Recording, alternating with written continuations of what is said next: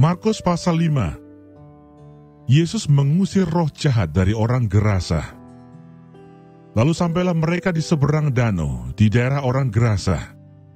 Baru saja Yesus turun dari perahu, datanglah seorang yang kerasukan roh jahat dari pekuburan menemui dia. Orang itu diam di sana dan tidak ada seorang pun lagi yang sanggup mengikatnya, sekalipun dengan rantai. Karena sudah sering ia dibelenggu dan dirantai, tetapi rantainya diputuskan dan belenggunya dimusnahkannya, sehingga tidak ada seorang pun yang cukup kuat untuk menjinakkannya. Siang malam ia berkeliaran di pekuburan dan di bukit-bukit sambil berteriak-teriak dan memukuli dirinya dengan batu.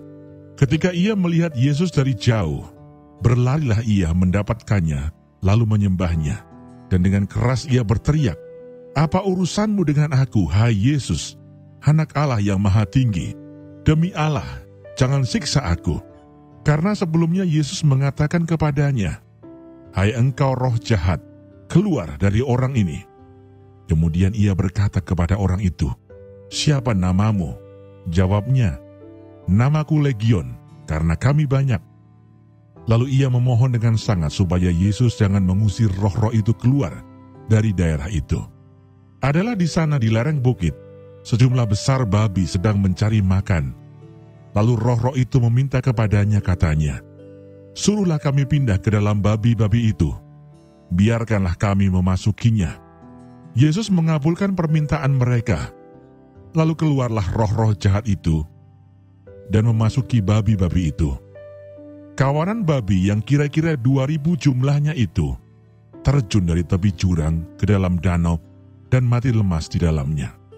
Maka larilah penjaga-penjaga babi itu dan menceritakan hal itu di kota dan di kampung-kampung sekitarnya. Lalu keluarlah orang untuk melihat apa yang terjadi. Mereka datang kepada Yesus dan melihat orang yang kerasukan itu duduk, sudah berpakaian dan sudah waras, orang yang tadinya kerasukan legion itu. Maka takutlah mereka. Orang-orang yang telah melihat sendiri hal itu menceritakan kepada mereka tentang apa yang telah terjadi atas orang yang kerasukan setan itu dan tentang babi-babi itu. Lalu mereka mendesak Yesus supaya ia meninggalkan daerah mereka.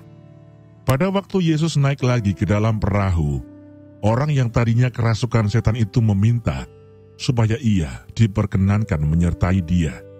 Yesus tidak memperkenankannya, tetapi ia berkata kepada orang itu, "Pulanglah ke rumahmu, kepada orang-orang sekampungmu, dan beritahukanlah kepada mereka segala sesuatu yang telah diperbuat oleh Tuhan atasmu, dan bagaimana ia telah mengasihani engkau."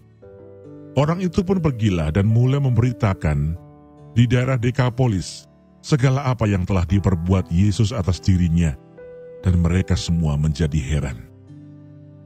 Yesus membangkitkan anak Yairus dan menyembuhkan seorang perempuan yang sakit pendarahan. Sesudah Yesus menyeberang lagi dengan perahu, orang banyak berbondong-bondong datang lalu mengerumuni dia, sedang ia berada di tepi danau.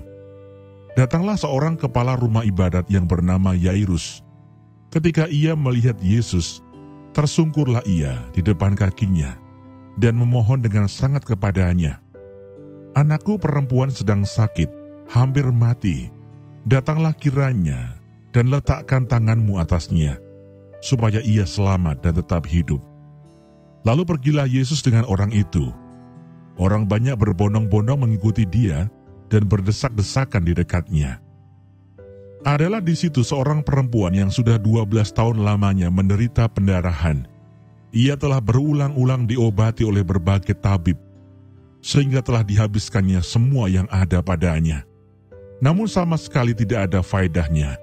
Malah sebaliknya keadaannya makin memburuk. Dia sudah mendengar berita-berita tentang Yesus. Maka di tengah-tengah orang banyak itu, ia mendekati Yesus dari belakang dan menjamah jubahnya. Sebab katanya, "Asal ku jamah saja jubahnya, aku akan sembuh." Seketika itu juga berhentilah pendarahannya dan ia merasa bahwa badannya sudah sembuh dari penyakitnya. Pada ketika itu juga Yesus mengetahui bahwa ada tenaga yang keluar dari dirinya.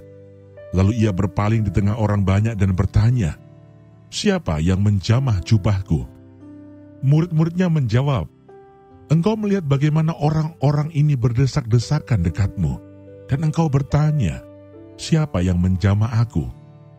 Lalu ia memandang sekelilingnya untuk melihat siapa yang telah melakukan hal itu. Perempuan itu yang menjadi takut dan gemetar ketika mengetahui apa yang telah terjadi atas dirinya, tampil dan tersungkur di depan Yesus, dan dengan tulus memberitahukan segala sesuatu kepadanya. Maka katanya kepada perempuan itu, "Hai anakku, imanmu telah menyelamatkan engkau. Pergilah dengan selamat dan sembuhlah dari penyakitmu." Ketika Yesus masih berbicara, datanglah orang dari keluarga kepala rumah ibadat itu dan berkata, "Anakmu sudah mati, apa perlunya lagi engkau menyusah-nyusahkan guru?" Tetapi Yesus tidak menghiraukan perkataan mereka dan berkata kepada kepala rumah ibadat, "Jangan takut, percaya saja." Lalu Yesus tidak memperbolehkan seorang pun ikut serta, kecuali Petrus, Yakobus dan Yohanes, saudara Yakobus. Mereka tiba di rumah kepala rumah ibadat, dan di sana dilihatnya orang-orang ribut, menangis, dan meratap dengan suara nyaring. Sesudah ia masuk, ia berkata kepada orang-orang itu, "Mengapa kamu ribut dan menangis? Anak ini tidak mati, tetapi tidur." Tetapi mereka menertawakan dia. Maka diusirnya semua orang itu, lalu dibawanya ayah dan ibu anak itu, dan mereka yang bersama-sama dengan dia masuk ke kamar anak itu. Lalu dipegangnya tangan anak itu, katanya, "Talita kum," yang berarti, "Hai anakku, aku berkata kepadamu, bangunlah." Seketika itu juga anak itu bangkit berdiri dan berjalan, sebab umurnya sudah 12 tahun. Semua orang yang hadir sangat takjub. Dengan sangat ia berpesan kepada mereka, supaya jangan seorang pun mengetahui hal itu. Lalu ia menyuruh mereka memberi anak itu makan.